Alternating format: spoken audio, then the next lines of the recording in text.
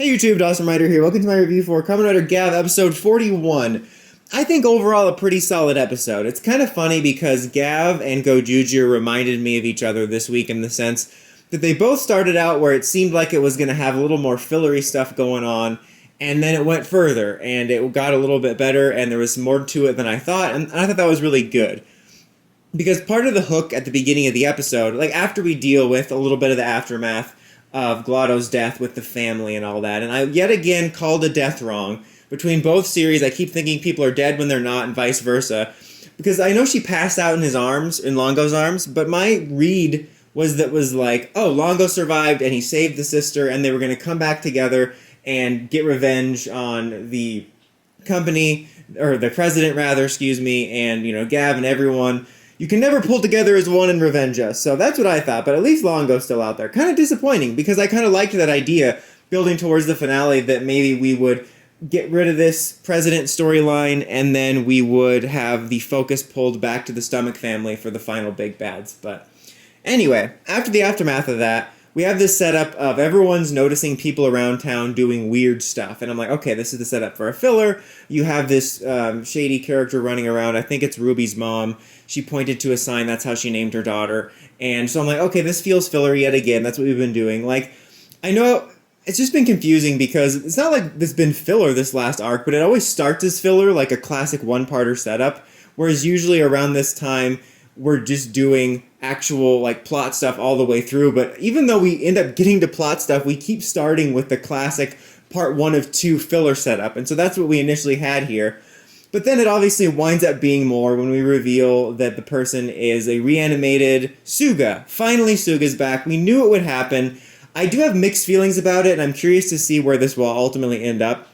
Not mixed feelings about them bringing him back, just the way they handled it overall. Like, speaking of misreading deaths, when Suga died, I legit didn't think he was dead there. I thought everyone was going to think he was dead, and for a few episodes we were going to see Neville in the background experimenting on him, or have him off screen for a few episodes, and then kind of have this result, but much sooner, because they made everything so interesting so fast with Suga, because we built that storyline up for the whole series to that point. And then we get him finally becoming a writer. We reveal that he possibly had a daughter he did this for, and that he's super old. And I was like, okay, there's no way they're not going to do more with this immediately. And then we've iced it until now. And I certainly hope that we do more with this. I would be shocked if they brought his character back to just be a zombie for 2 episodes. So I really do hope we dig more into his character, because I think he's one of the best villains in the series. And I'll see how I feel when the series ends, but I do still think it was a mistake to have all this stuff going on and really build everything up, and then finally, when you're not only building things up but introducing more about his character, you shelve him until this moment. But it's good to see him back.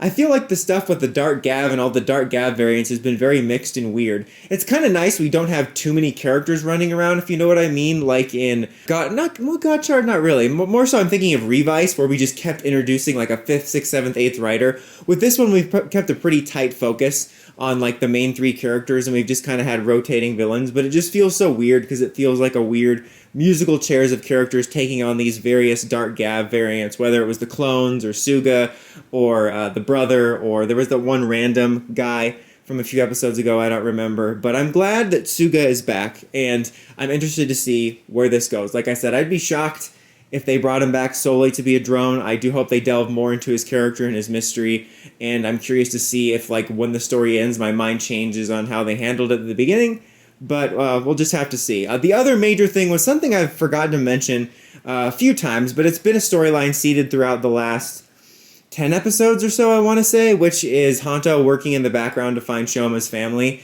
and he's had a few leads, and one of which leads him to find out the sweet shop guy that Shoma's been buying sweets from all series, or at least seemingly, has he been buying from him all series? I don't know. There's a very good chance. I know he's bought sweets, but I don't remember this guy. I'm sorry to this man. I've never seen this before in my life. Like, I couldn't recognize him, but I'm sure he's been in the other episodes. I just wasn't paying attention to that because I didn't think the sweets guy was going to be a pivotal character. So regardless, the guy that Shoma's been buying sweets from is his uncle, actually. And Hanto finds that out and gets a picture of his mother and is like, I'm going to keep it from him for now. I don't think Shoma would have a flying off the handle reaction about it. I mean, he did say he wasn't quite ready to look into it, but I think that just based on Shoma's temperament, I think he would be not only happy to find out he had family, but it's someone that he already knows is a good guy that he gets along with. Like, he doesn't have to worry about it being somebody that would reject him or that would be weird or something. I don't know. I'm curious to see where that goes. I think that's a nice, interesting little storyline. A little bit convenient that it's someone he found, but it's kind of, nice in a cliche way that it's all kind of tied to his love of sweets and snacks, and that's the kind of something that runs in the family. It is kind of funny, too, that he brings up to Shoma, like, you better not just be eating snacks, eating full meals, and I think that's a little bit like to tell the kid audience, like, hey, don't completely emulate Gavv, you got to eat some regular meals. But also, not all snacks are unhealthy. I think the funny thing is that Gavv represents snacks as only candy. I'm like, yeah, there's like healthy snacks. You can eat like vegetables and hummus or whatever, or various kinds of chips. I don't know. That's a really stupid tangent to go on. But anyway, I just thought that was funny. And I do like also that in the past couple episodes they have brought up like him needing the snacks to keep up the final forms. Like this week he directly brings it up. And it's just funny to me to think him off screen, like binge eating gummy bears just so that he can get ready for the forms. That might be one of the funniest things a writer has had to do to upkeep their power. And then also, I think it was last episode or the episode before when he had them, but then basically I think it was Glotto spilled them, so he couldn't use it.